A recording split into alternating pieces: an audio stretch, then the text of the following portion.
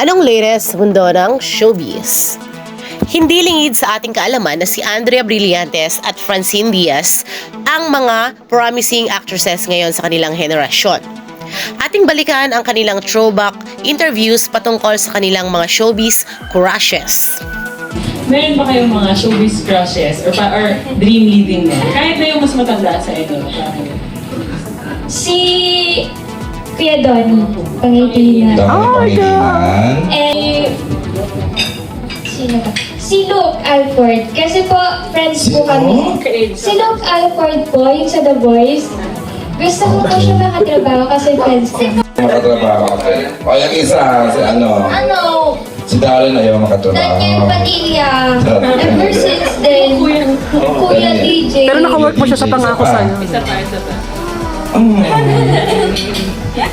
Hindi ka, crush lang. O ayaw, gusto makatrabaho, ganyan. Ronaldo Valdez ayaw mo.